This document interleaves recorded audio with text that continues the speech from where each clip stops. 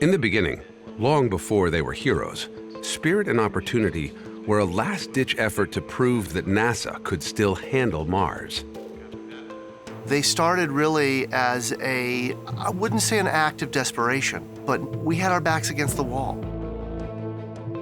In 1999, NASA suffered two embarrassing failures on Mars. An orbiter that lost its way thanks to a mix-up between English and metric units, and a lander that may have cut off its engines too soon.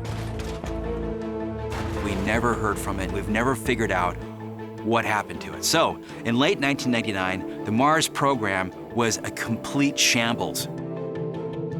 Facing questions about whether Mars was still worth the risk, NASA scrubbed most of its plans and debated the next step. NASA's Jet Propulsion Laboratory in Pasadena, California, would design and build the spacecraft, land it on Mars, and run the mission once it got there.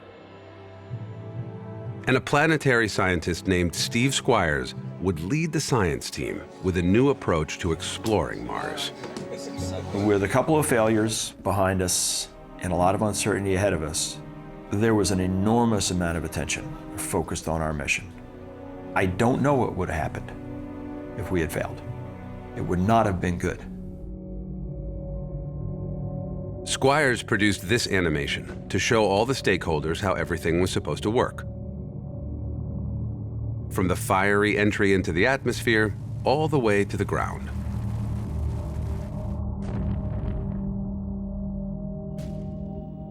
The idea was the original Pathfinder lander.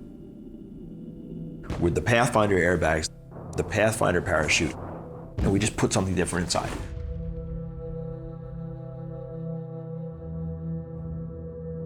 On Mars Pathfinder, the lander was where the computer was, that was where the brains were, that was where the bulk of the instruments were. The thing that made this mission different was the rovers. What we did was put the biggest rover we could possibly fit inside that lander. And everything moves. Everything travels with you as you go.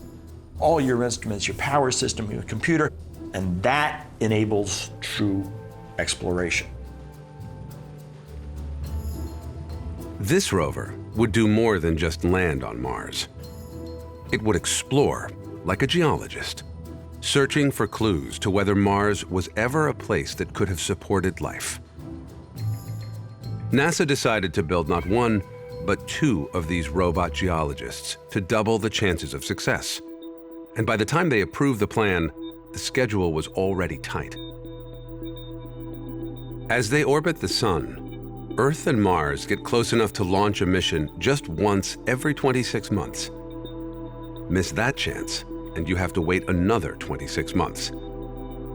Their deadline was the summer of 2003, less than 3 years away.